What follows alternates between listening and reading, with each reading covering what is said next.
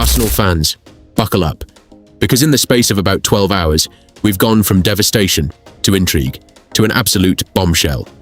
Chelsea have hijacked one of Arsenal's top targets. Fabrizio Romano is now saying Arsenal have made direct calls for a 19-year-old wonder kid. And, on his own YouTube channel, Romano has dropped fresh details on Julian Alvarez. 3 stories, 1 video, and I promise you, by the end of this, you'll understand exactly where Arsenal's attack is heading this summer. Let's get into it. Okay, here's the state of play, fast, because I know you want the facts before anything else. Story 1. Morgan Rogers. Arsenal were building momentum for a move for the Aston Villa forward. Talks were advancing. This looked like a matter of when, not if. Then Chelsea swooped, and according to Romano, Rogers himself preferred a move to Stamford Bridge over the Emirates. That deal, for now, looks gone. Story 2. Because of that Rogers collapse, Romano says Arsenal have made contact to try and hijack PSG's move for RB Leipzig winger Yan Diomande. Arsenal are making calls. PSG are already working on a deal. It's a race. Story 3. Away from all that winger chaos, Romano went on his own YouTube channel and gave the latest on Julian Alvarez. And it's not the clean here we go Arsenal fans are hoping for, but there is real substance behind the transfer talk. Rogers, Diomande, Alvarez. 3 different levels of the same story. Arsenal are not sitting still this summer, even after a Chelsea gut punch.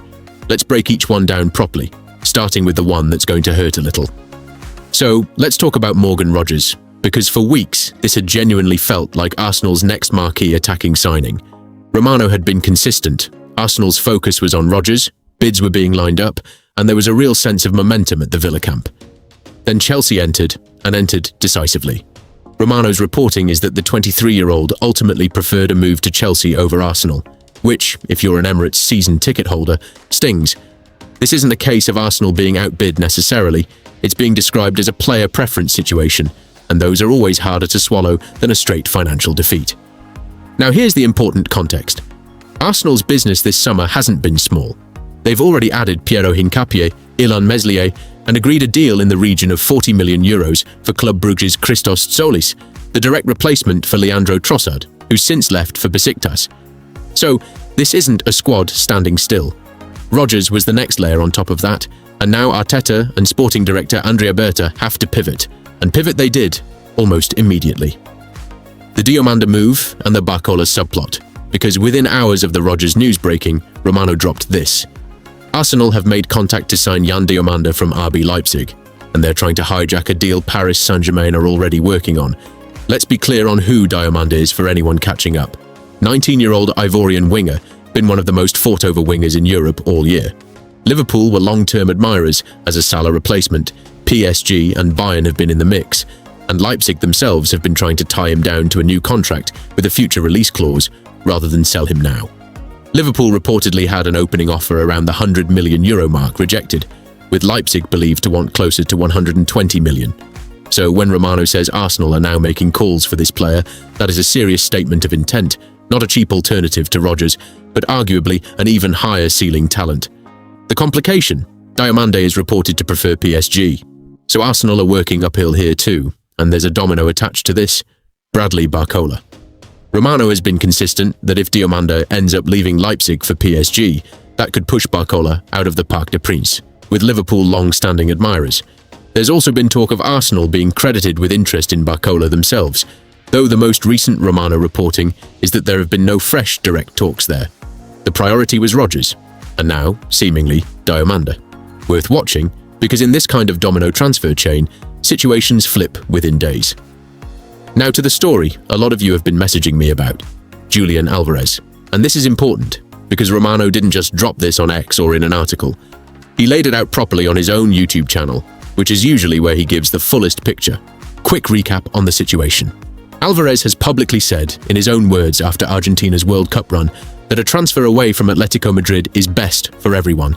That's about as clear a "get me out" as a player can give, without burning bridges. Real Madrid have already had a bid in the region of €150 million rejected by Atletico. Barcelona have long been considered the front-runners, and Romano's own reporting is that Alvarez's personal preference, his dream, as it's been described, is Barcelona. Here's where Arsenal fit in. Romano has confirmed Arsenal made an approach to both Atletico Madrid and Alvarez's camp to understand the situation.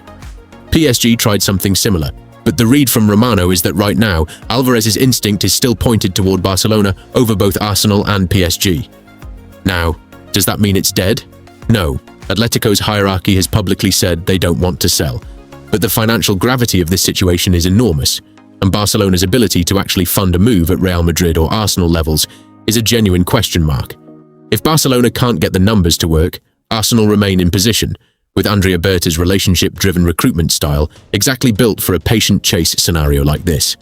Arsenal already have 3 senior centre-forwards in Gyökeres, Jesus and Havertz, so this was always going to be an opportunistic move rather than a guaranteed marquee signing, and that's exactly how it's playing out.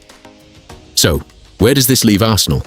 Losing Rodgers to Chelsea is a genuine blow, no point pretending otherwise, but the speed of the Diomande move tells you everything about how this club operates under Arteta and Berta now. No sulking, no standing still, straight on to the next name on the list. And Alvarez, even if Barcelona remain favourites, is not a dead story. It's a patient one. Here's my read. Watch Diomande's stance over the next week, because if PSG close it out, expect Arsenal's focus to shift hard toward alternatives, and Barcola's name will come straight back up. And on Alvarez, the real trigger point isn't Arsenal's interest. It's whether Barcelona can actually finance a deal at all. That's the full picture as it stands right now. If you want me to break down the moment either of these deals actually moves, Diomande, Barcola or Alvarez, hit subscribe and turn on notifications, because you know I'll have it the second it drops. Drop your prediction in the comments.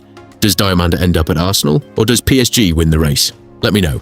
Until next time, COYG. Could be built around for the next decade, but who will cost 3 times as much? Because right now, it looks like Arsenal might be trying to find a way to do both.